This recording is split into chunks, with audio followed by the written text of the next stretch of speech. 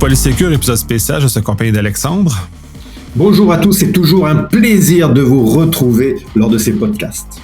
Absolument. Et cette fois-ci, nous allons parler des mythes et réalités en info nuagique, puisqu'on vit dans un univers où les perceptions, je crois, ne rejoignent pas la réalité et dans certains cas ont causé certains malheurs, on l'a vu dans le passé, et probablement en causer d'autres si les gens ne réalignent pas leur perception d'un service info nuagique par rapport à ce qu'il est capable réellement de nous offrir.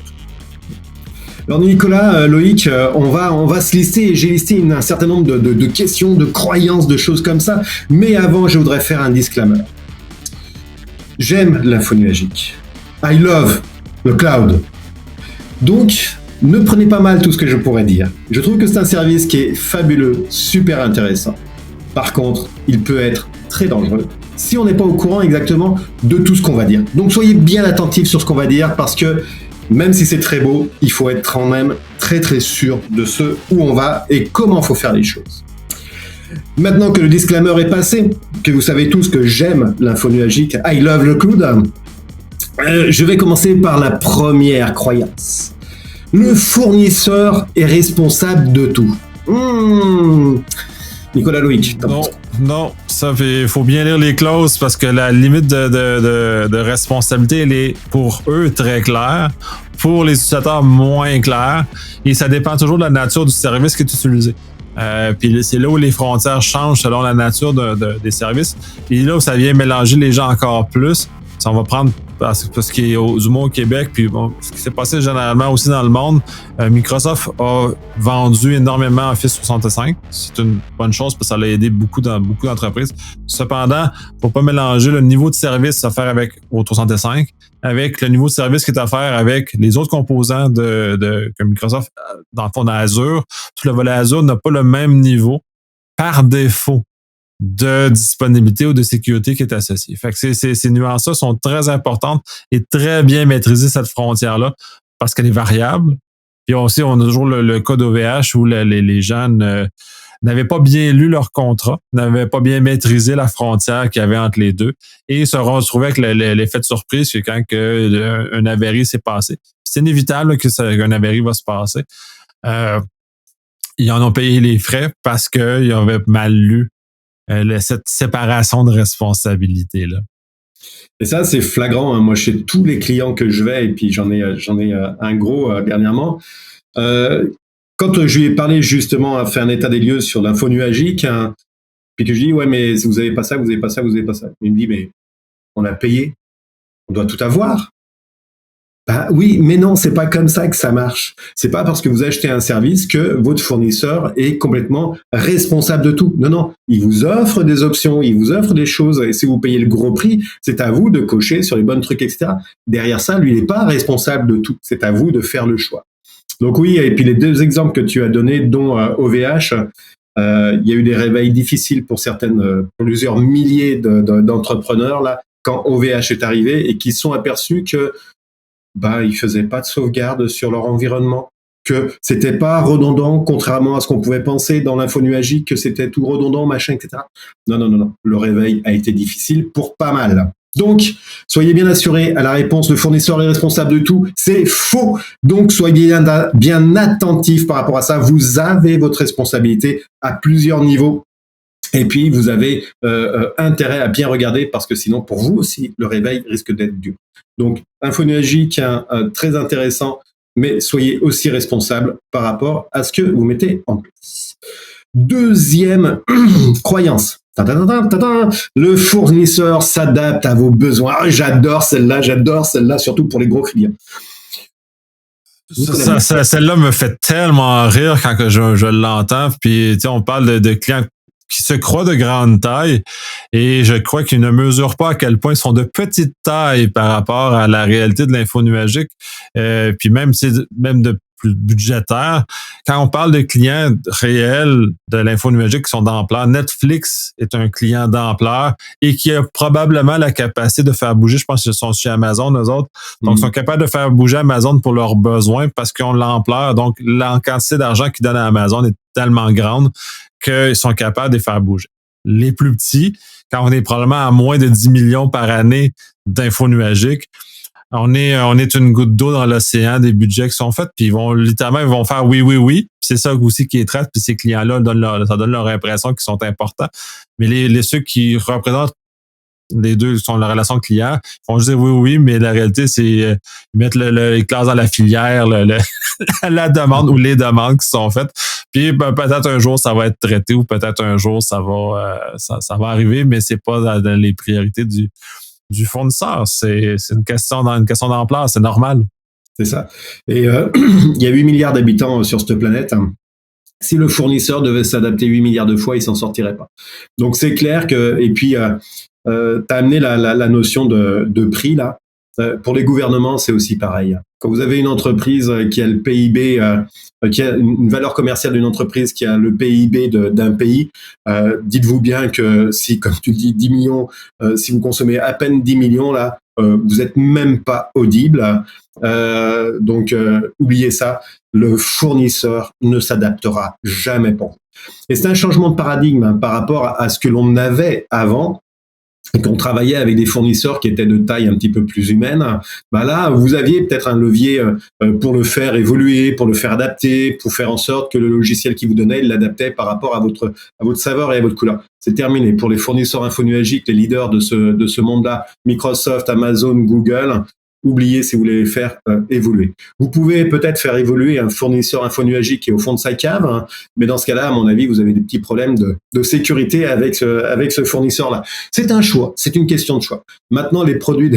Vas-y, excuse-moi, je te laisse intervenir. Oui, c'est ça. Je veux dire, puis on en connaît tous ces fournisseurs de petite taille-là, mais genre en plus, je pense que je vais inventer, ils sont pas certifiés non plus. Il y a un paquet d'autres soucis qui sont associés au fait d'utiliser ça, puis je peux pas nécessairement, pour les clients d'une bonne taille, je peux pas recommander l'usage de ces services-là parce que ça nous mène à une incertitude qui est trop grande. Ouais, clairement.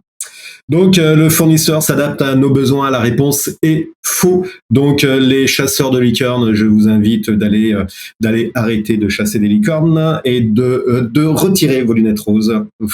Ne croyez pas que vous pourrez faire plier un grand de ce monde.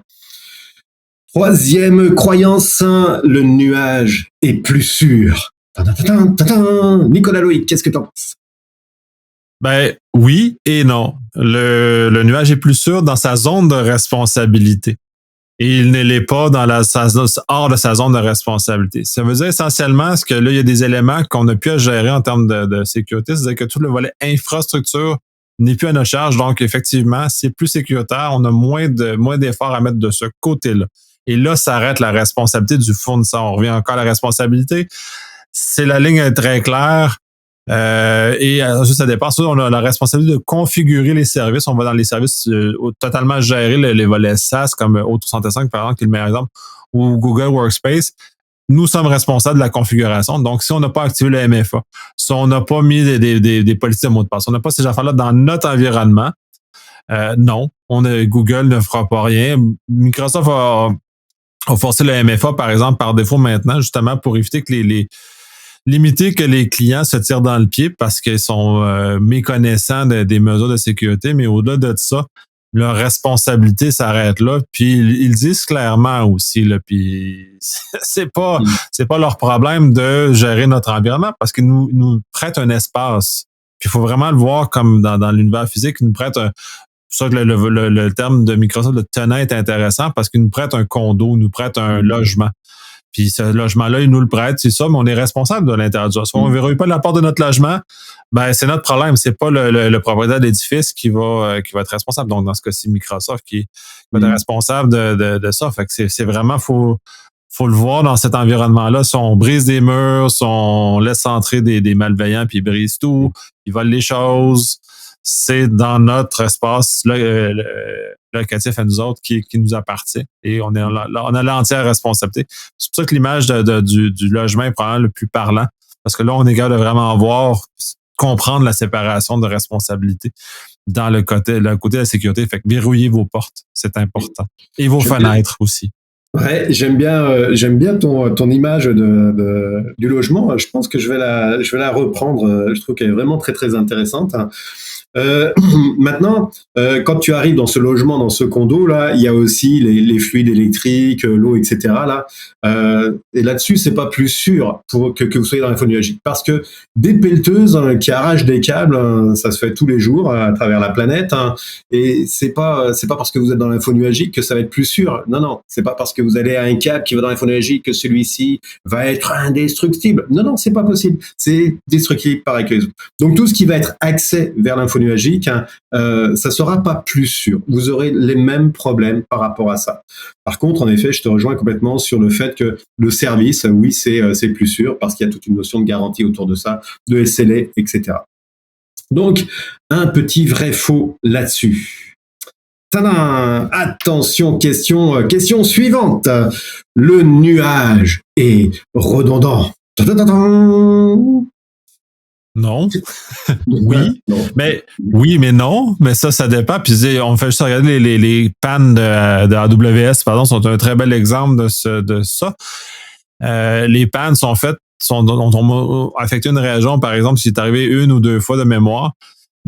Les services qui ne s'étaient pas planifié une redondance sont souffert de cette panne-là parce qu'ils n'avaient pas eux-mêmes designé leur service. Puis c'est là aussi revient sur le fait que notre responsabilité de louer les systèmes qui nous permettent ça, c'est qu'on n'a pas déchargé au nuage cet élément.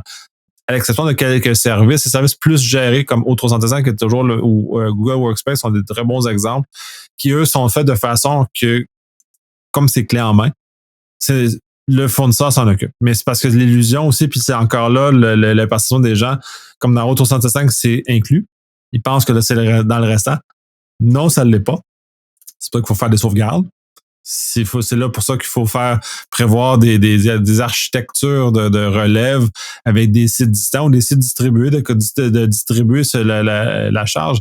Et c'est là où on amène dans du cloud native, c'est vraiment un design ou une approche qui est adapté à l'info nuagique. Fait que c'est aussi le piège. On prend nos guinées de sur site, on les envoie dans l'info nuagique tel quel et on pense que tout va gérer seul. Non, le reste, il faut repenser nos systèmes de façon à ce qu'ils soient capables d'opérer de façon redondante, de façon en continu. Mais ça, c'est encore là, c'est notre responsabilité parce que c'est nos espaces locatifs qu'on a. Puis si on en a juste un, puis il passe au feu, ben on n'en a plus d'espace locatif. Puis tant pis, puis le fournisseur, ben lui a fait best effort, puis il faudra encore regarder les clauses contractuelles.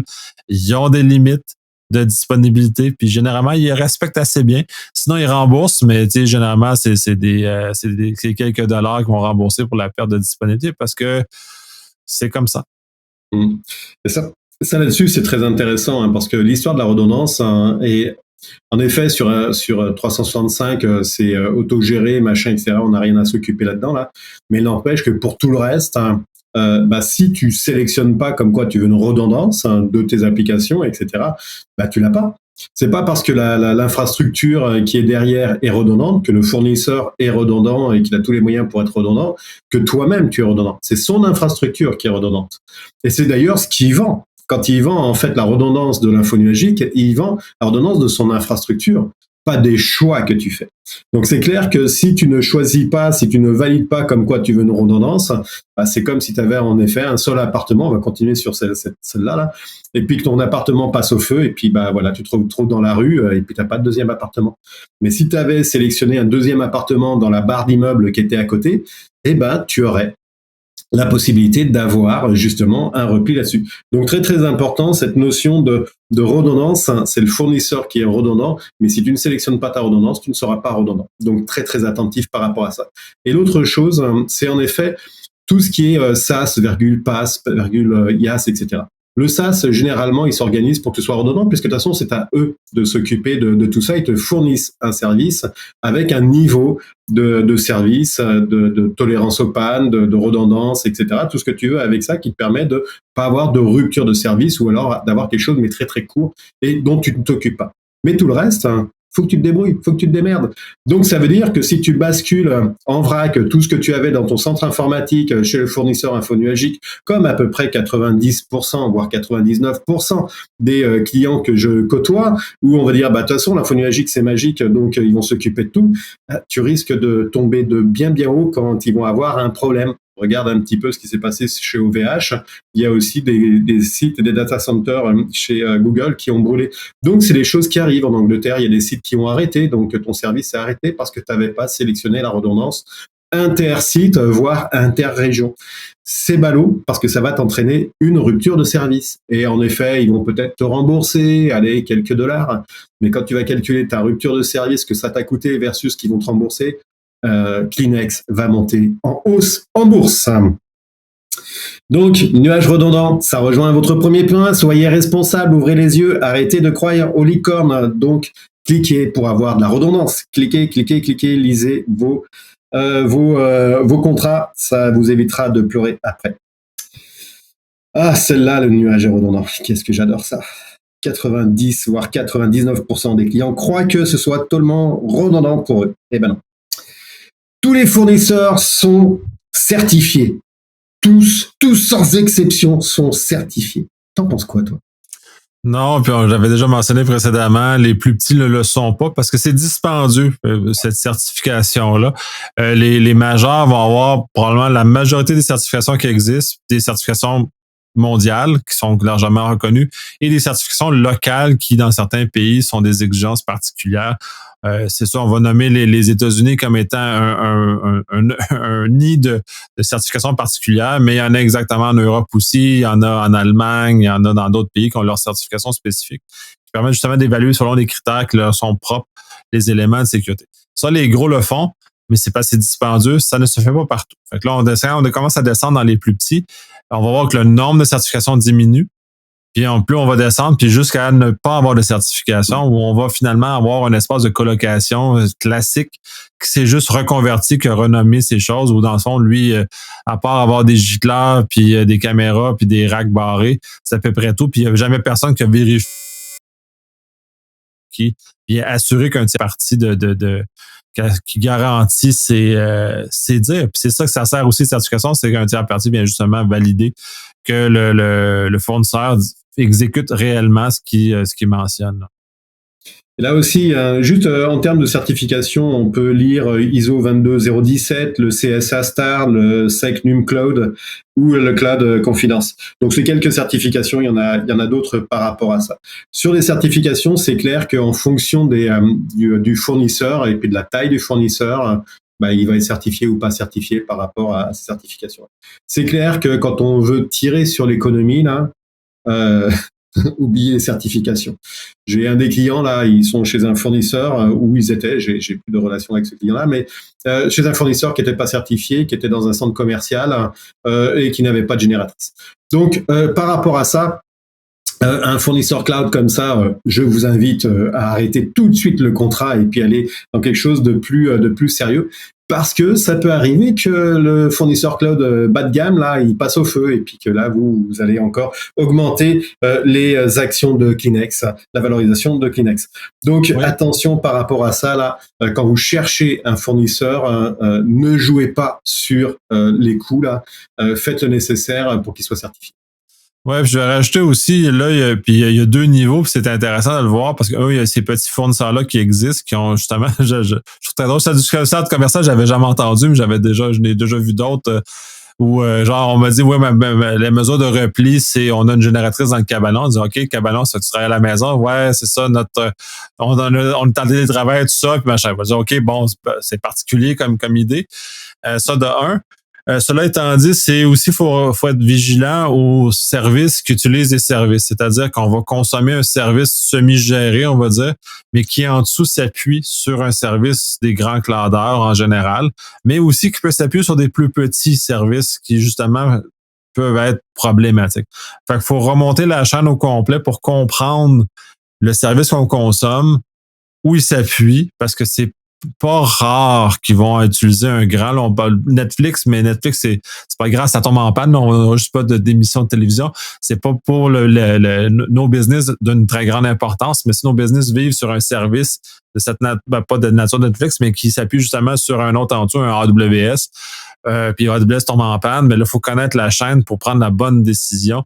Et aussi de savoir si le fournisseur lui-même a réfléchi à ce qu'on pensait de redondance tantôt. Ben, réfléchir à sa redondance, est-ce qu'elle elle est bien déployée, elle est correcte, parce qu'on présume beaucoup.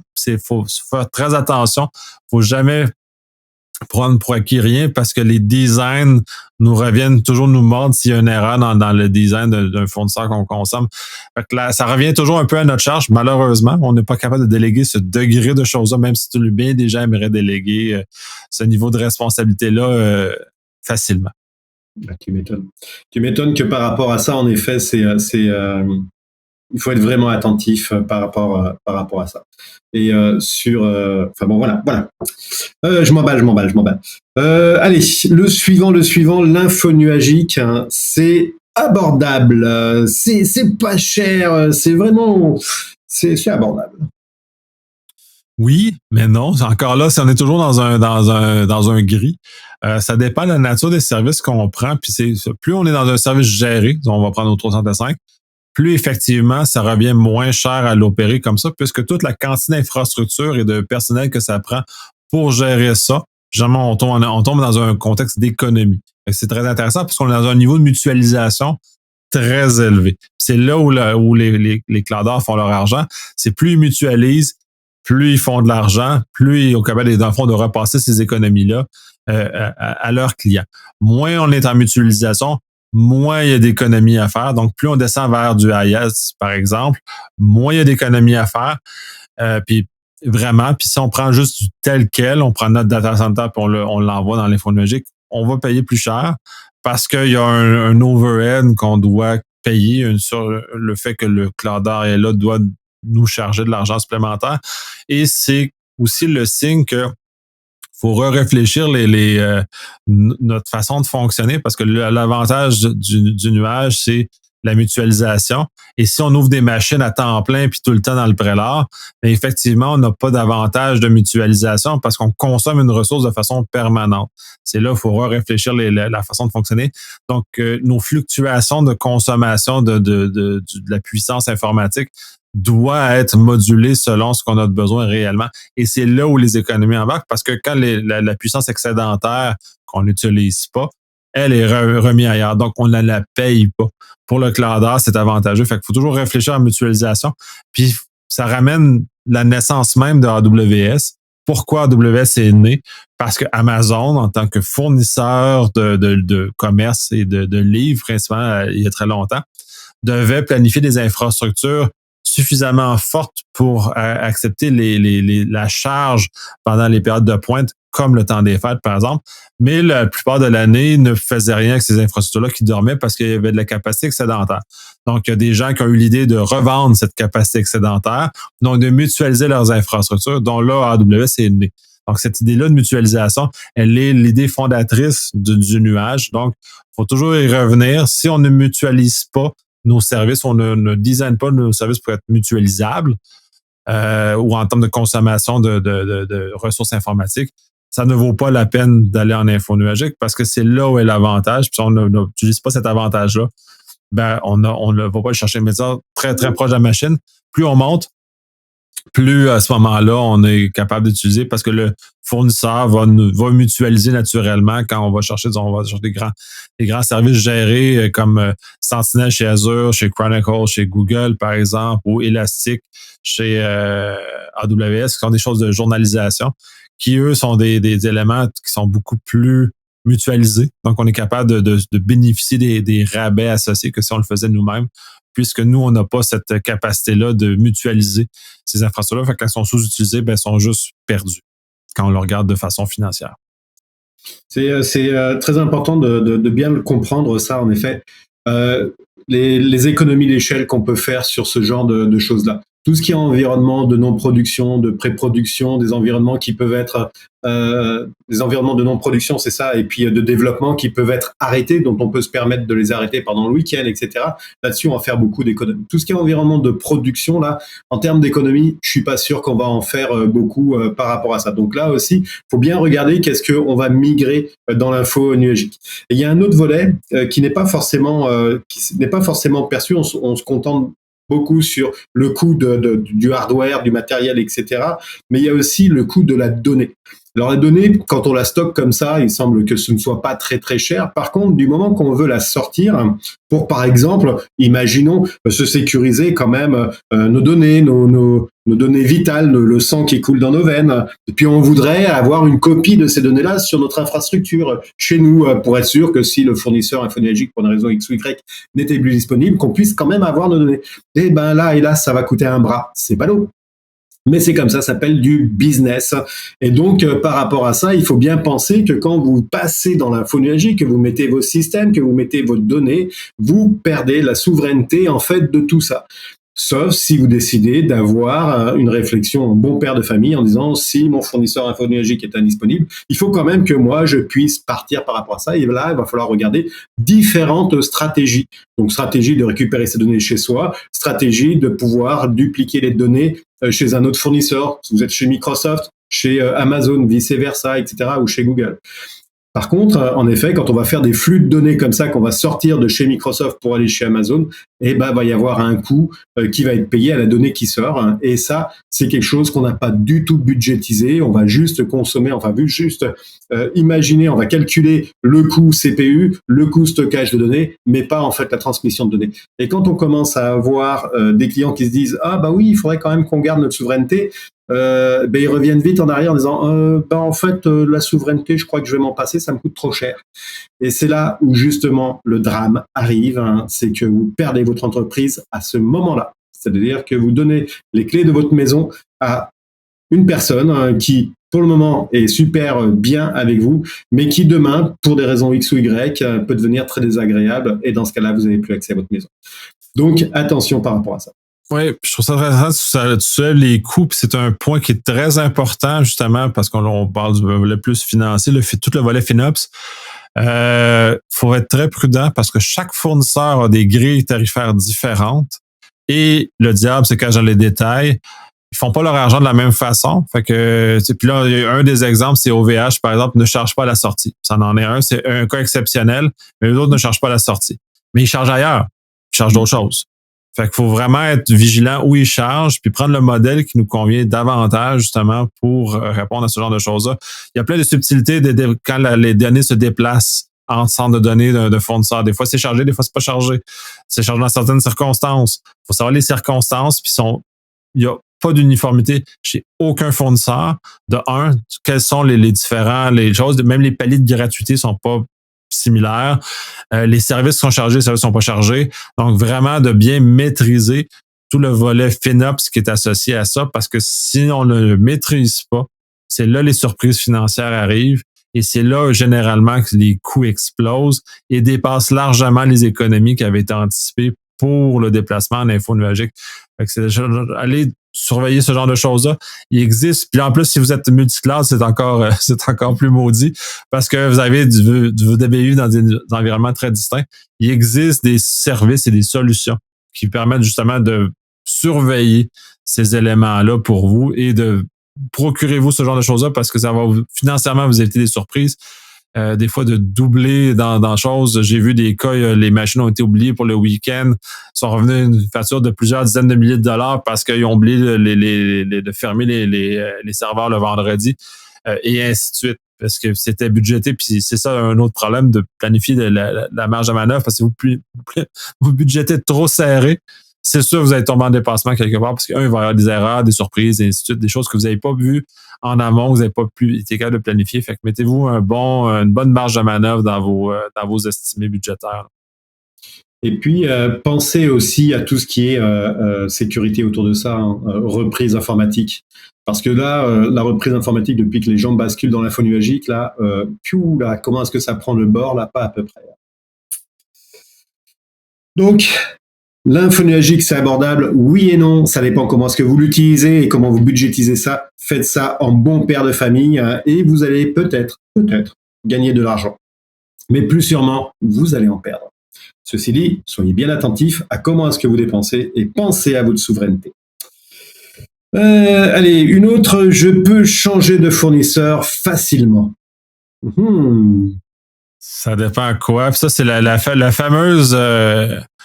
celle-là m'amuse un peu, cette réflexion-là, à bien des égards, puis même pour la relève, aussi la redondance, et ainsi de suite, souveraineté des éléments comme ça. Moi, j'avais abordé, puis la place où il m'a fait le plus rire, c'est quand on parlait de O365, l'importance de la prise des backups de O365.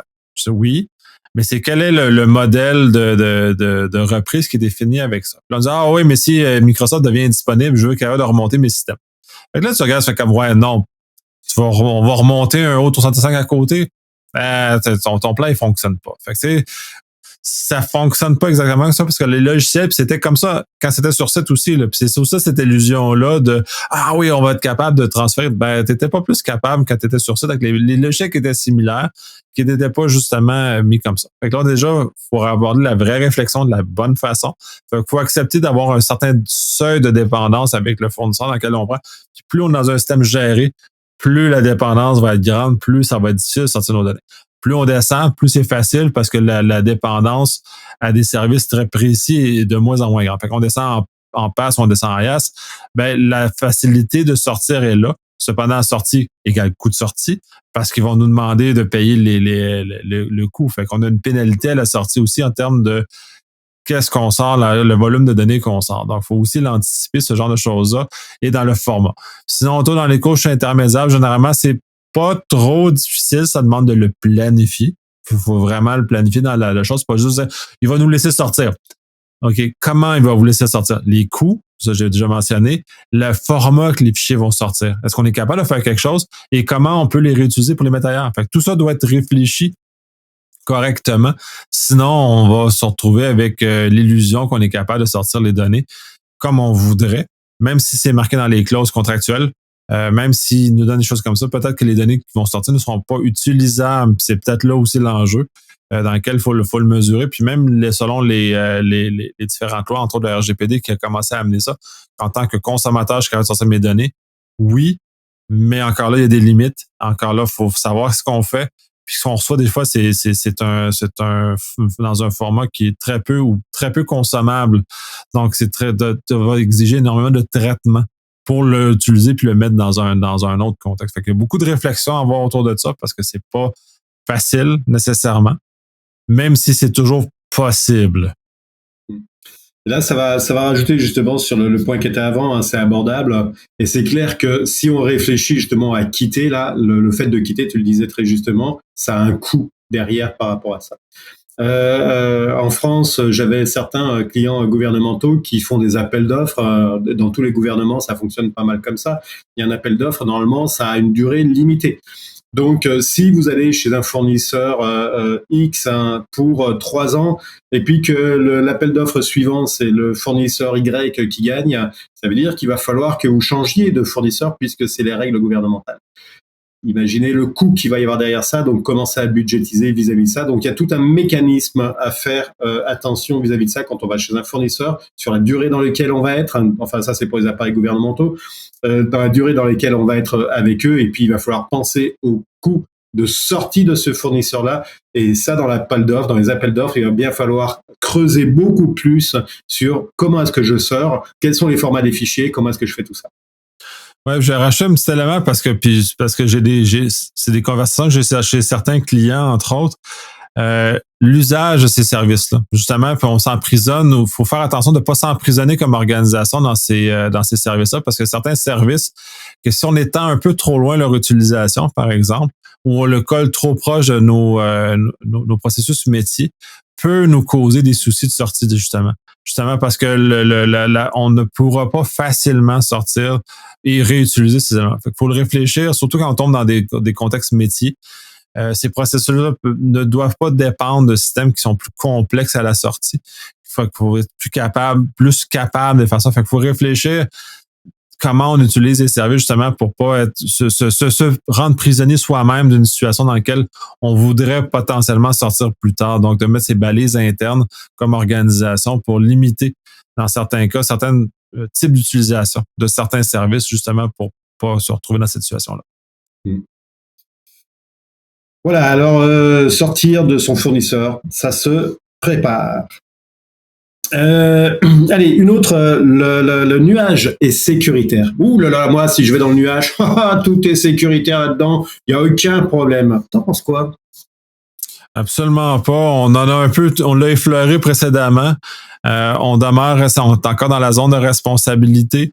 C'est encore l'espèce de rêve où on délègue. C'est ça, on est comme dans une espèce de rêve quand on vivait sur site, on avait les silver bullets qu'on achetait, les solutions magiques qui venaient tout régler. Mais l'info nuagique est un peu vu comme ça aussi, où les très hauts gestionnaires veulent acheter la solution, puis en achetant la solution, ils n'auront plus jamais de problème. La réalité, c'est jamais comme ça. Là, on l'a vu dans... On a fait dans les petites crises qu'on fait, on le voit régulièrement que ces situations-là n'ont aucun lien. Est-ce que c'est sécuritaire? Oui, mais pas pour nous. On est encore responsable de verrouiller nos portes. On est encore responsable de s'assurer que tout ça. Fait que c'est encore cette illusion-là. Le degré de responsabilité est variable selon le type de service qu'on consomme, mais il demeure qu'on a une certaine responsabilité. Dans certains cas où je vois peut-être plus maintenant, quand on tombe dans des contextes de Kubernetes ou de ce système qui est cloud native dans l'ensemble, ben là, on a la perception que parce qu'on a durci l'infrastructure du fournisseur, on est dans une infrastructure gérée, on est capable de faire n'importe quoi, puis les applications qu'on déploie peuvent être moins sécuritaire.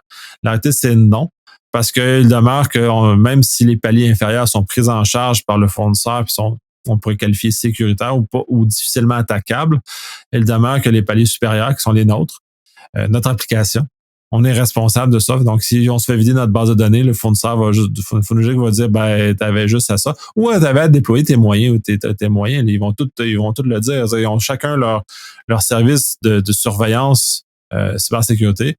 De ceux-ci, je les ai nommés précédemment, mais ceux-ci sont très bons. Donc, utilisez-les. C'est seulement là. Puis, c'est l'autre aspect aussi, la sécurité n'est pas gratuite. C'est un service qu'on rajoute par-dessus.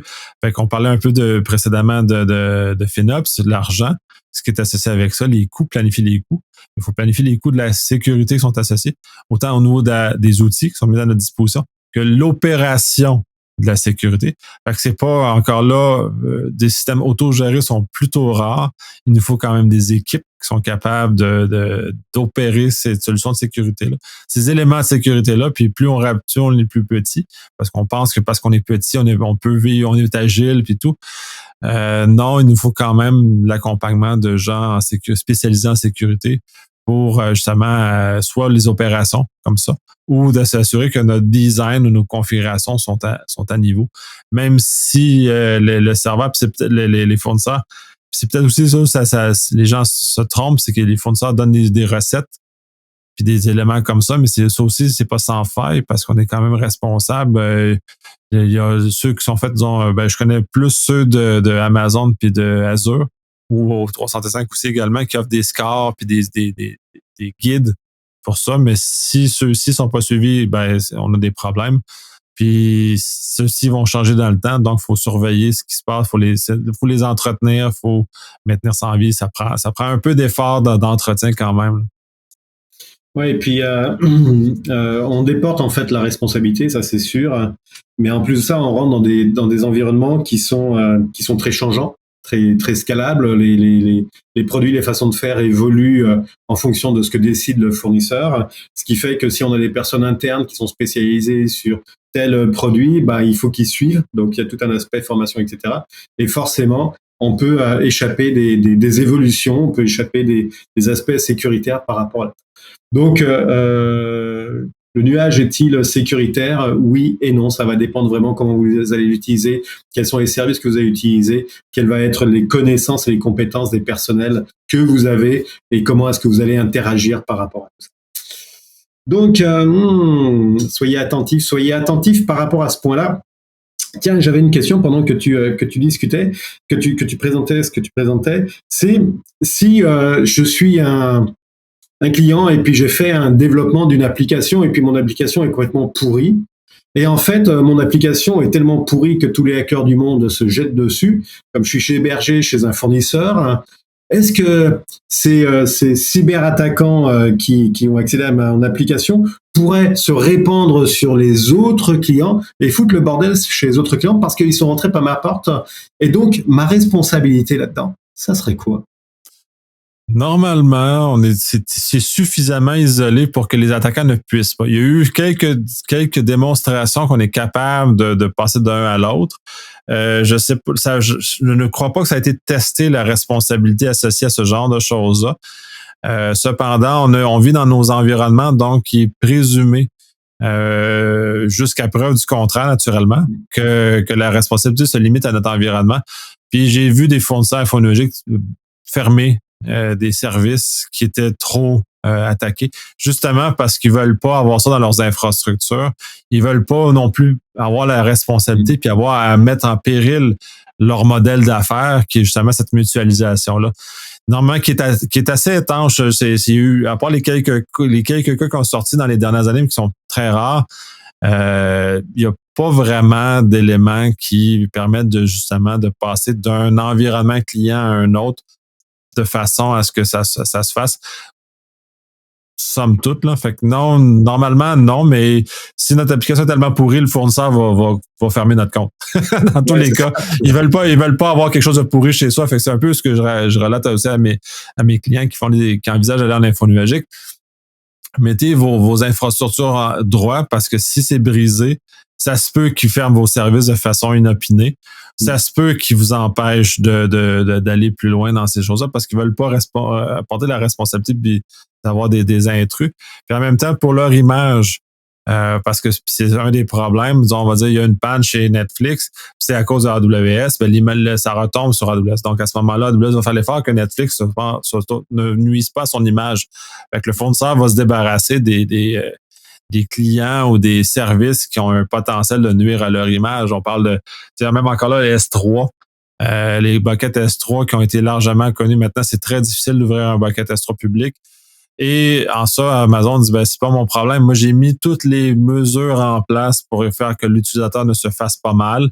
S'il se fait mal, il y a des limites à ce que je peux faire. Puis la dernière limite, je vais couper son compte parce qu'il vient nuire à mon service et à mes règles d'utilisation. C'est pour ça que les malveillants peuvent pas utiliser longtemps non plus l'infrastructure infonuagique parce que quand ils se font attraper, ils se font fermer tout de suite parce que les fournisseurs ne les veulent pas chez eux parce que ça nuit à leur business, ça nuit aussi à leur image, puis généralement, ils reçoivent des pressions des forces policières ou gouvernementales pour dire là, arrête. Ok, superbe. Juste une petite anecdote sur mutualisation des moyens. Il y a quelques années de ça, il y a une bonne dizaine d'années de ça, je travaillais chez un client et on faisait de la reprise informatique le week-end. Ça remonte à 15 ans. Et en fait, quand on faisait de la reprise informatique, on utilisait les machines qui nous mettaient à disposition. Et normalement, les machines qui sont mises à disposition sont flushées, sont nettoyées, etc. Et là, on est tombé sur des machines où toutes les bases de données du précédent client se trouvaient. C'est une grosse banque, je dirais pas laquelle. Et en fait, on avait accès à toutes les données du client précédent. Donc attention, soyez très attentifs justement sur ce genre de choses-là. Donc le fournisseur normalement doit garantir un certain nombre de choses, mais c'est pas pour autant qu'il fait payer son travail. Oui, il faut faire attention. Puis justement, cet incident-là, maintenant c'est un incident de confidentialité, là, ça ferait très mal maintenant parce que les lois ont changé. Et heureusement, les lois ont changé justement pour sévir de façon importante dans des situations comme ça. Je dirais peut-être pas de négligence, mais d'oubli chez certains fournisseurs. Mais c'était un bon moment. On a eu tapis rouge, café, resto, etc. Tout ça aux frais du fournisseur. C'était un bon moment. Il n'était pas bien à l'aise dans ses baskets, mais nous, on était vraiment très très bien lotés. Allez, étape suivante. L'informatique en nuage est moins chère que les solutions en infrastructure traditionnelle. Donc là, on en a un petit peu parlé tout à l'heure, mais quand on a une infrastructure traditionnelle versus une infrastructure infonuagique, qu'est-ce qu'on pourrait dire là-dessus? C'est toujours dans le cas puis de l'effet de mutualisation. Puis c'est un peu la réflexion est vraiment basée là-dessus. Puis je veux dire, sur site, puis il y a des mouvements aux États-Unis, bon, que je vois principalement aux États-Unis, mais que j'imagine qu'ils vont se mondialiser, où les gens reviennent sur site parce que, un, pour des raisons d'économie, pour des raisons de sécurité aussi également. Et dans certains services, ce n'est juste pas rentable de le faire en info nuagique parce que les coûts sont exorbitants parce qu'ils sont pas faits pour supporter ce type de service-là. Ils n'ont pas adapté à ça parce que généralement, bon, on a des spécificités qui sont très particulières dans certains types de traitements. Donc, c'est de le réfléchir vraiment sur ça. Puis, tu sais, on pourrait dire même à la limite d'ordinateur central ou c'est ce genre d'éléments-là qui sont peut-être plus difficiles. C'est pas nécessaire de vouloir se débarrasser de l'ordinateur central non plus, parce que j'ai vu des mouvements chez plusieurs organisations, généralement gouvernementales, mais certaines grandes compagnies aussi qui avaient les moyens de se payer un ordinateur central.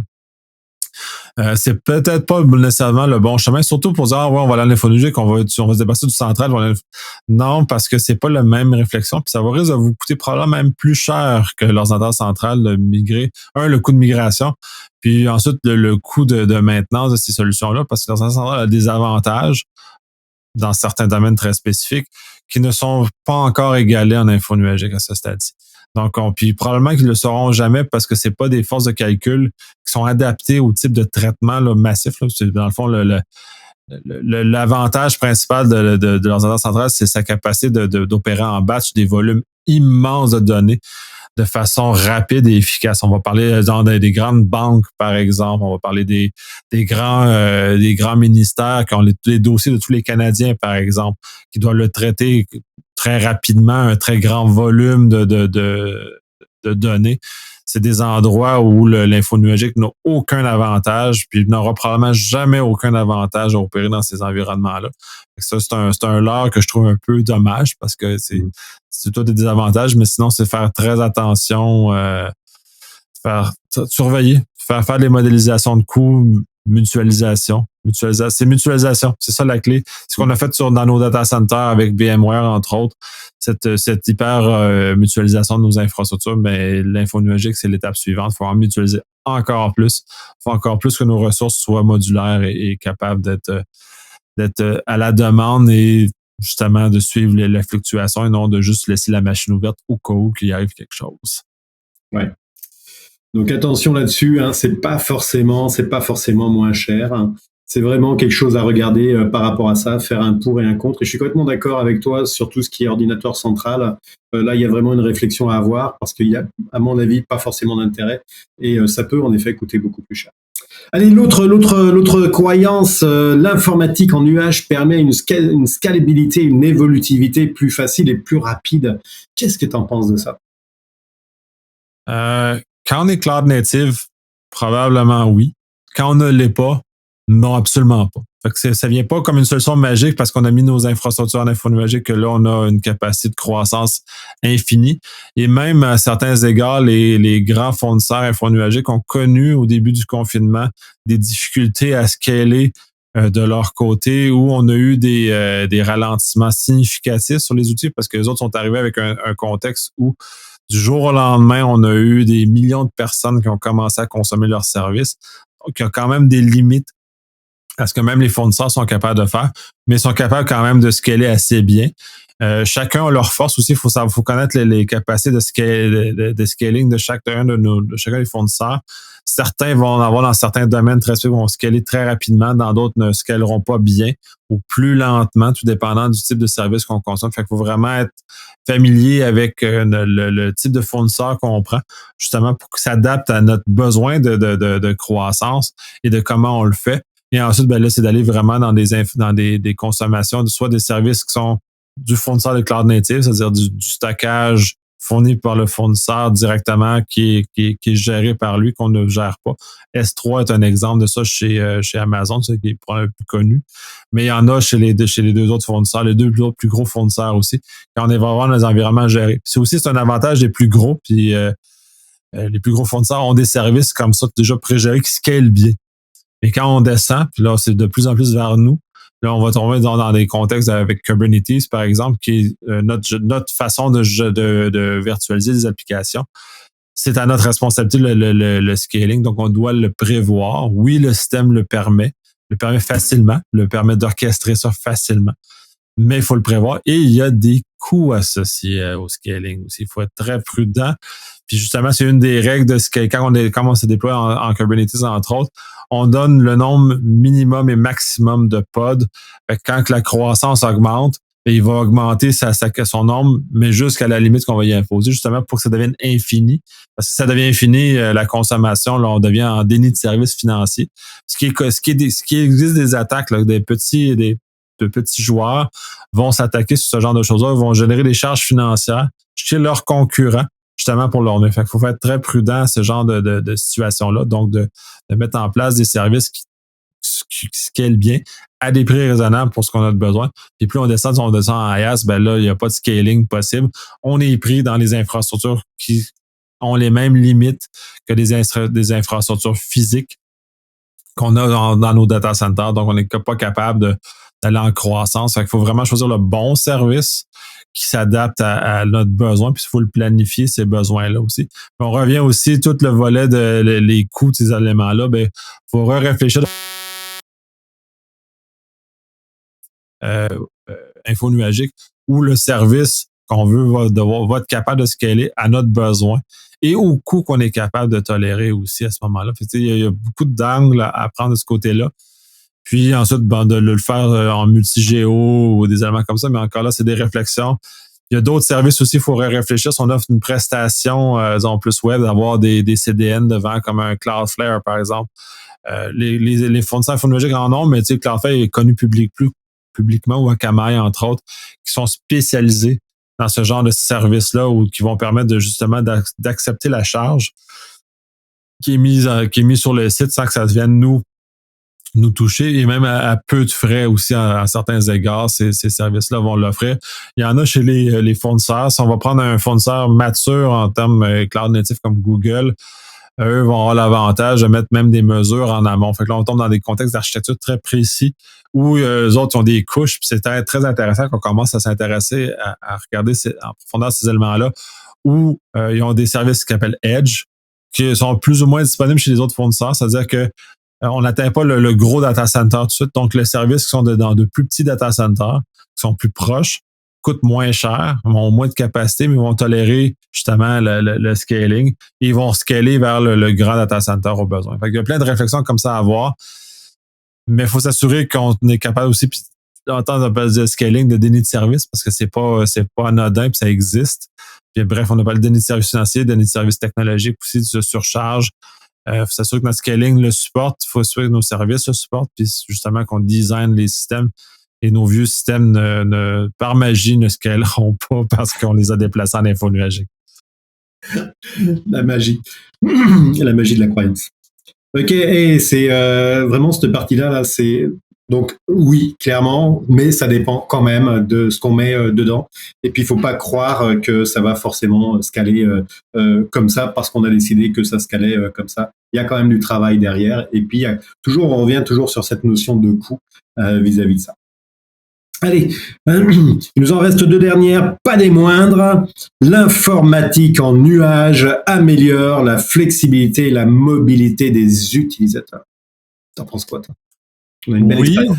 Dans la mesure où on prend des services gérés. O365 est un très bel exemple de ça, qui a effectivement mis dans les mains des utilisateurs lors du confinement cette capacité-là.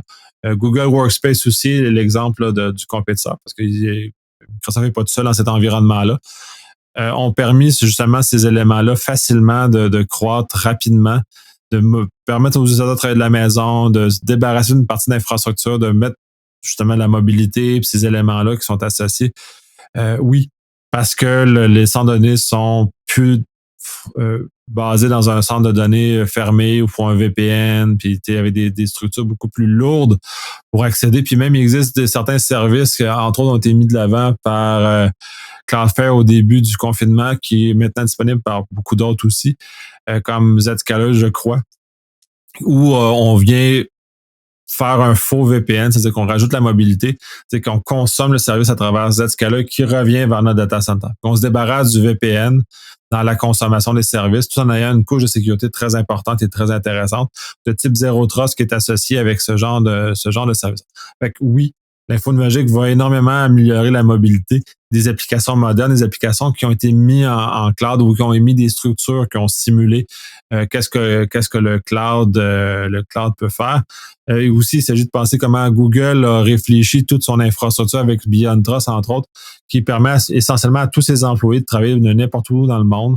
Donc, eux-mêmes mangent leur propre concept. Donc, eux autres ont même mis ça de l'avant. Fait que oui, ça l'améliore énormément.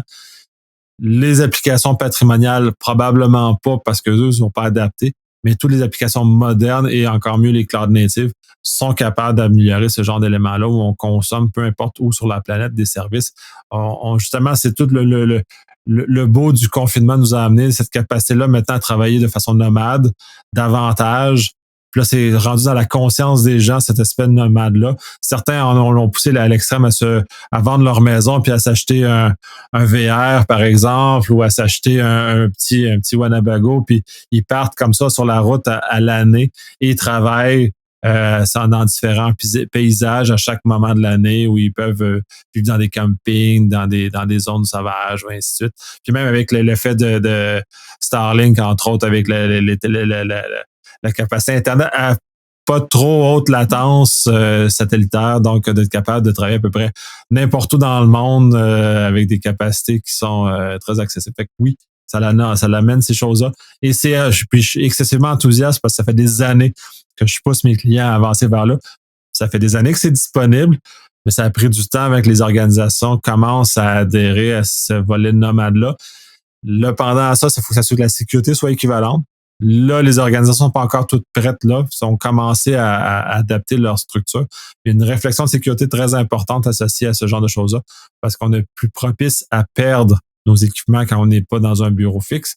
Donc, de s'assurer en mobilité, tous ces éléments-là sont bien pris en charge, qu'on a bien réfléchi, qu'on ne perdra pas l'information sensible, que ça ne donnera pas de l'information accessible à n'importe qui, puis de sensibiliser. Mais il y a des avantages énormes. Puis moi, je suis très enthousiaste face à ce volet-là. Ouais, moi aussi, je suis très, très enthousiaste. C'est pour ça que je trouve que tout ce qui est info nuagique, ça a un côté vraiment très, très pratique, très sympathique par rapport à ça. Sur cette mobilité, la flexibilité, etc. Ça change aussi la façon de travailler. On va le voir avec le point suivant. Ça change la façon de travailler à travers le monde. Si tu veux partir en vacances dans le sud pendant tes semaines de travail, ça pose pas de problème. Tu vas dans le sud et puis tu vas à la piscine et tu peux faire tes conférences téléphoniques à côté de la piscine. Pourquoi pas? Bon, faut pas exagérer quand même.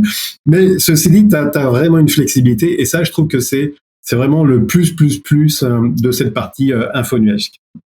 Allez, on va finir avec la dernière question. L'informatique, donc la cloud, facilite la collaboration et la communication entre les utilisateurs. Qu'est-ce que tu en penses, Nicolas Huyck? Ben, pour sur le point précédent, oui, puisque maintenant, on est capable de collaborer de façon délocalisée. Entre autres, moi, je travaille pour les gens locaux, on l'a vu pendant le confinement, effectivement, l'info numérique nous a permis rapidement une collaboration, même si on n'était plus capable d'être dans des lieux physiques communs, considérant les risques d'infection qu'il y avait à ce moment-là. Donc, ça nous a amené dans cette circonstance-là. Ça l'a ouvert, justement, ce que je mentionnais précédemment, à cette capacité nomade.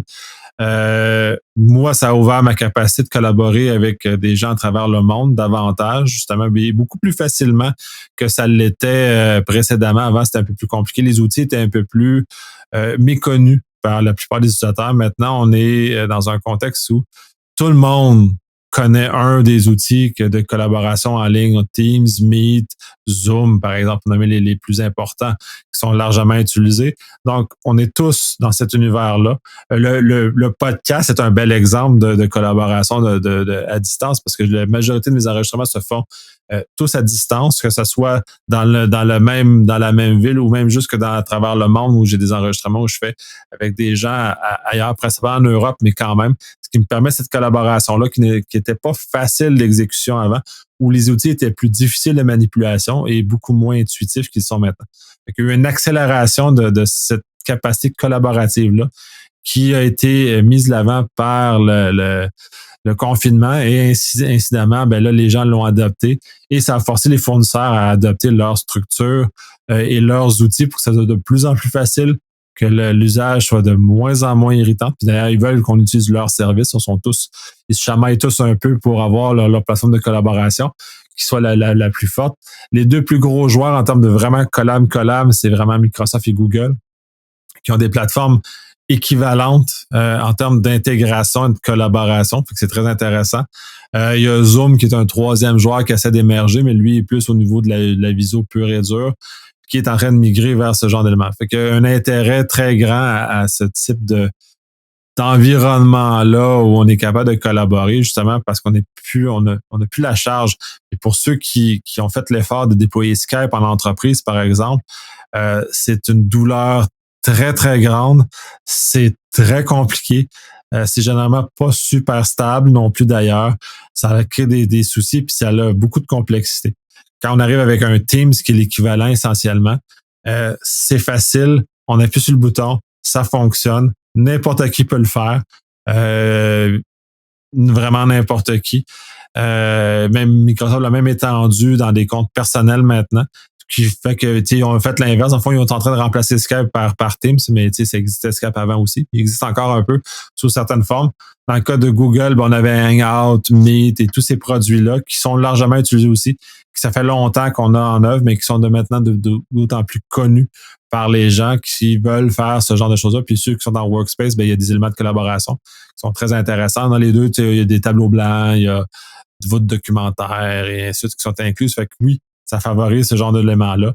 Et la diversité a explosé. C'est heureux comme ça parce qu'on permet justement d'ouvrir les frontières numériques pour la collaboration, tout en maintenant une certaine souveraineté à travers tout ça.